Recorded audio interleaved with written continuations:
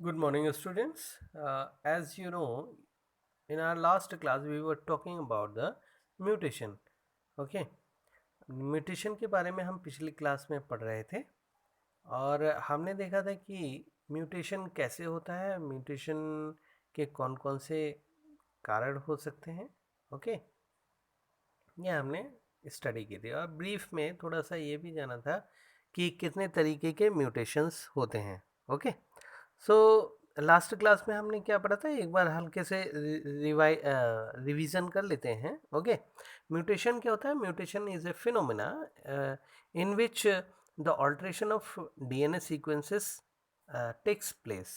Okay, DNA के sequence में alteration अगर हो जाता है तो that results into the changes in DNA structure, है ना. डीएनए के स्ट्रक्चर में चेंजेस आ जाते हैं and ultimately that result into the change in the genotype and phenotype of an organism, and this all leads to the mutation. This is all about the mutation. Mutation एक phenomena है जो कि DNA के structure में या DNA के base pair में अगर चेंजेस आ जाते हैं, ठीक है, तो उसकी वजह से किसी भी ऑर्गेनिज्म का जीनोटाइप और फिनोटाइप चेंज हो जाता है, जिसे हम म्यूटेशन कहते हैं. This leads to another type of recombination, और ये रिकॉम्बिनेशन का एक टाइप हो सकता है, ठीक है, that resulting into a variation in DNA, और डीएनए के वेरिएशन स्ट्रक्चर में वेरिएशन आ जाता है. Okay, one DNA helix runs continuously from one end to the other in each chromatid in a highly supercoiled forms. Therefore, the loss, deletion, or gain insertion या duplication of a segment of DNA results in the alteration in chromosomes. ठीक है, इस तरीके से alteration कैसे कैसे हो सकता है? By the deletions or losing, okay, by the loss of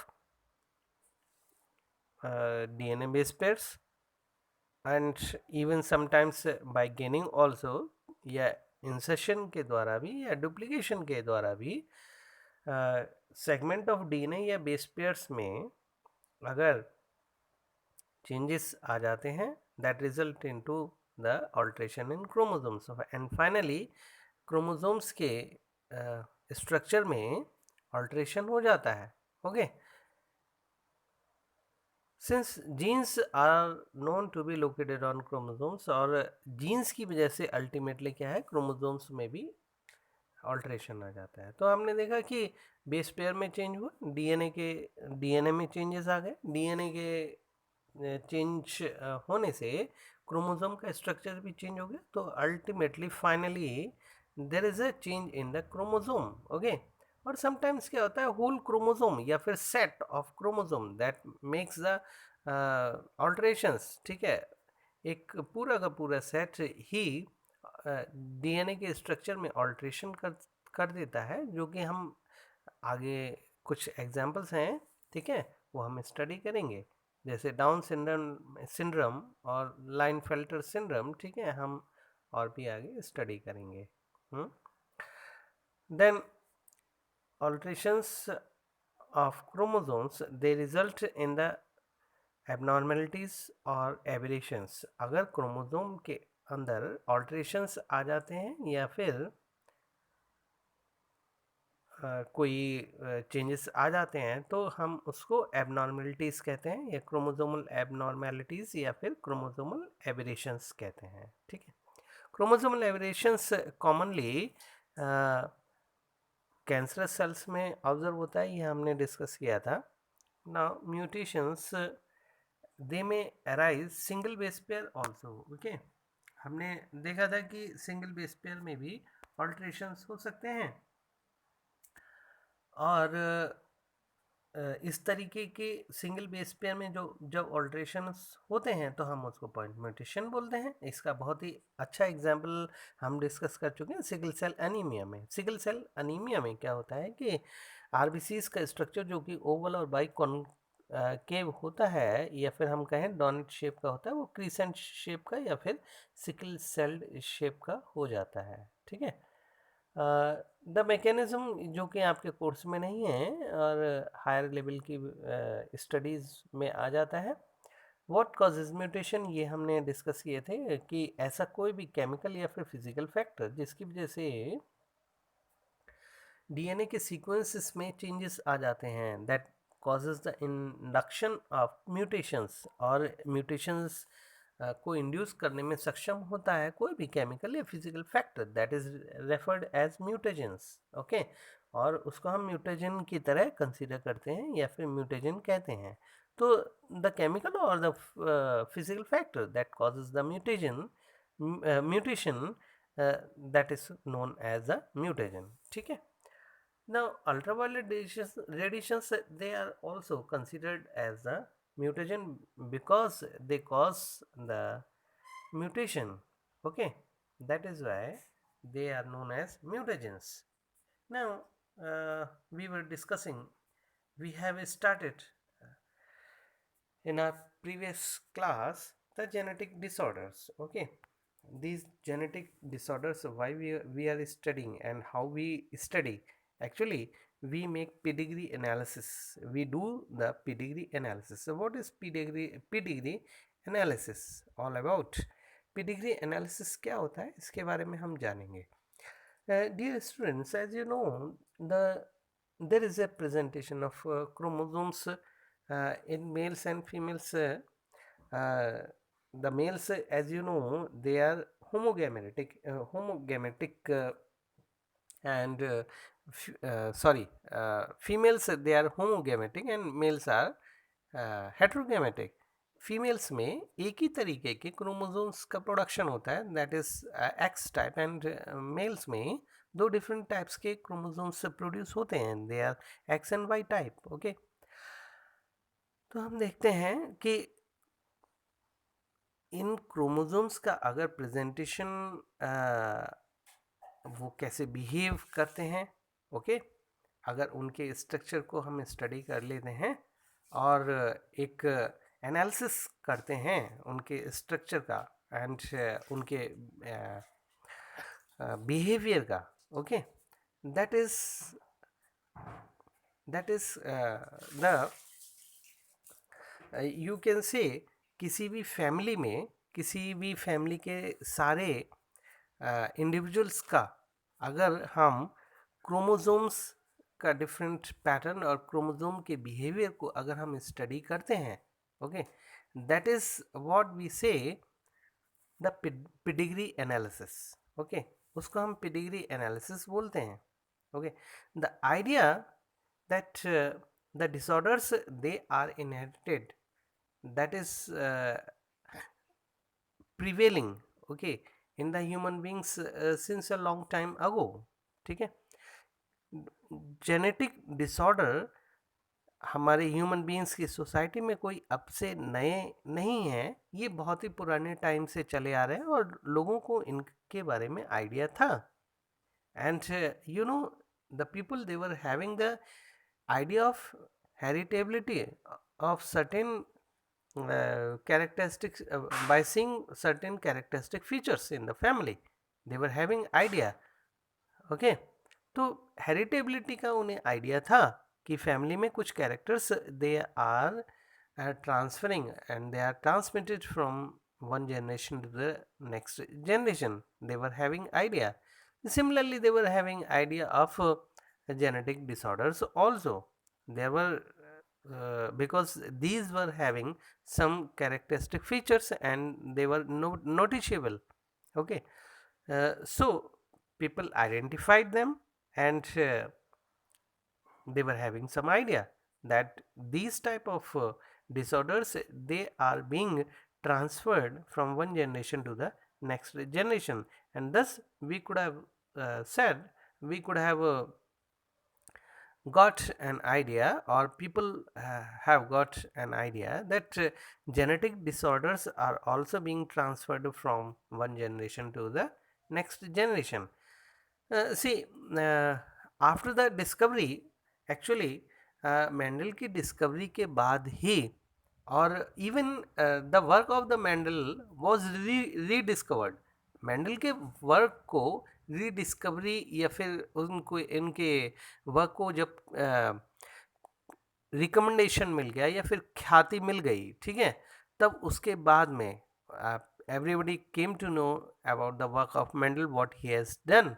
ठीक है, मेंडल साहब ने क्या काम किया है, जब सभी लोगों को ये अवगत हो गया कि उन्होंने क्या काम किया है और उनके वर्क की क्या इम्पोर्टेंस है, तब उसके बाद में ये जेनेटिक डिसऑर्डर्स का जो आइडिया है ना, या फिर इनहेरिटेंस पैटर्न्स जब रीडिस्कवर हो गए, तब उसके बाद में लोगों को जेनेटिक डिसऑर्डर्स के बारे में भी एक कंप्लीट एनालिसिस करने का मौका मिल गया।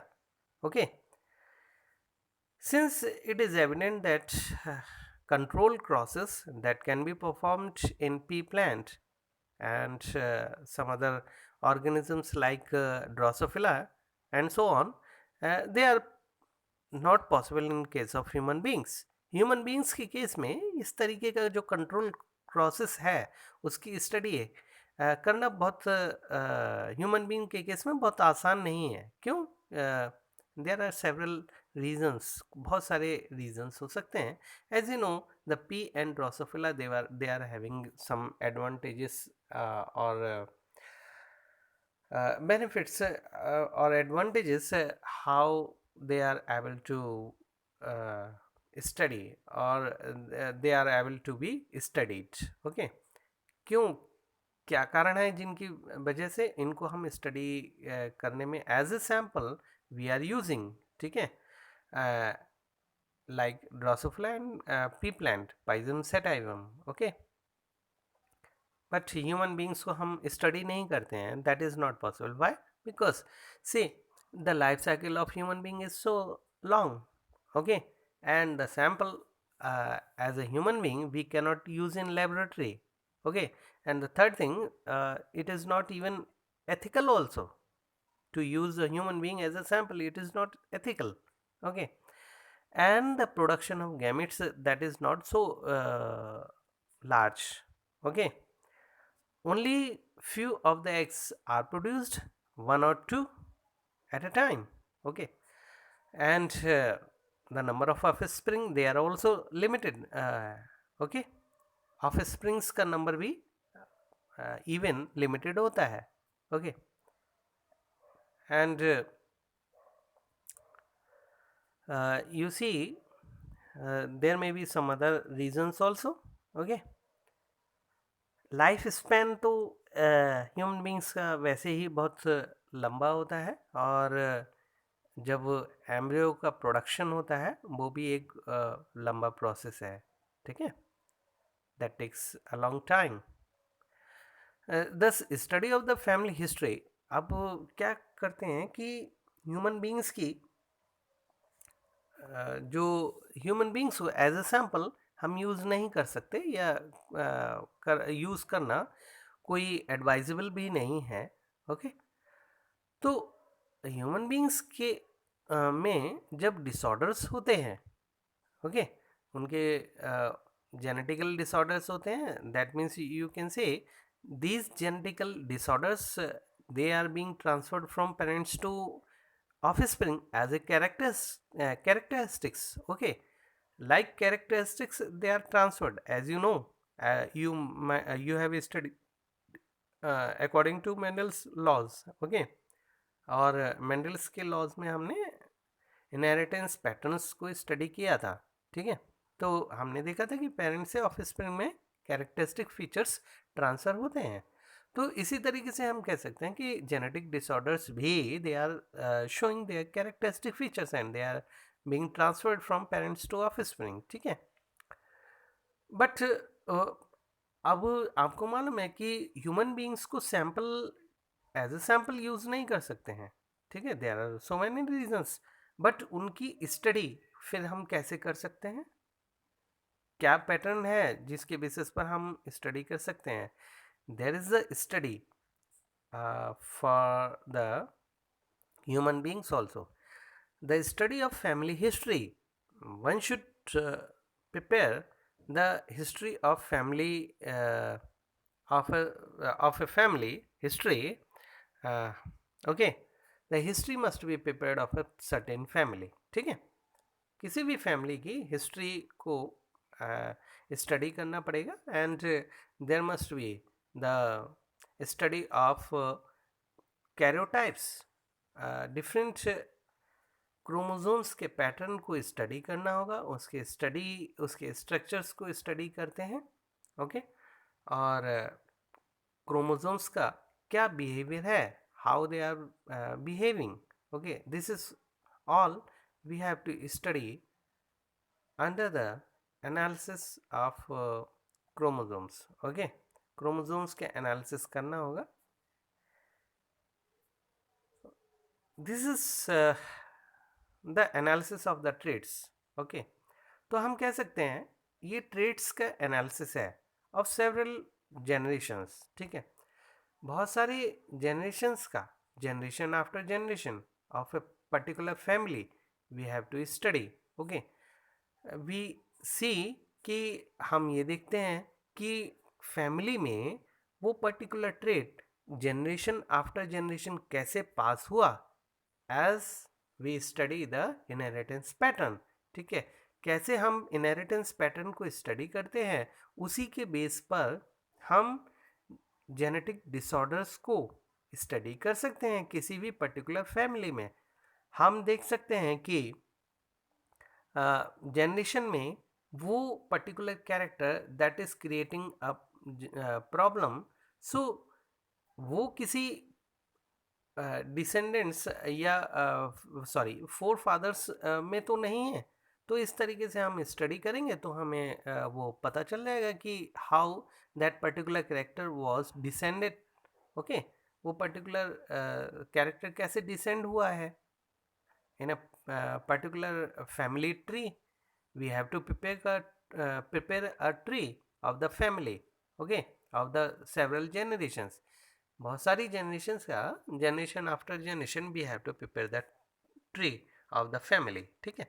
तो हम ट्री बनाकर देखेंगे, उसमें देखेंगे कि किस किस तरीके से जीन्स और particular character of as we consider that as a disorder, उसे डिसऑर्डर की तरह कंसिडर करें और कैसे वो ट्रांसफ़र हो रहा है.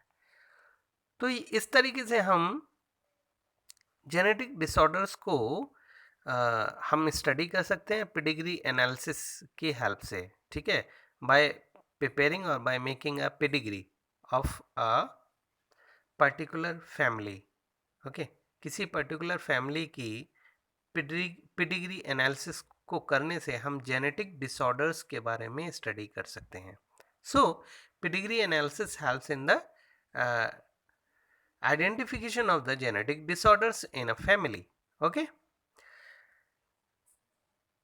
In the pedigree analysis, the inheritance of particular trait is represented in the family tree over generations, okay. तो ये बात एट लास्ट निकल के आ जाती है कि पेडिग्री एनालिसिस में हम इनहेरिटेंस पैटर्न्स को स्टडी करते हैं of a particular type of trait, ठीक है, जो कि हम कर सकते हैं किसी भी पर्टिकुलर फैमिली के ट्री को बनाने से, और जो कि जनरेशन आफ्टर जनरेशन उसका ट्री, फैमिली ट्री बना के हम स्टडी कर सकते हैं, ओके.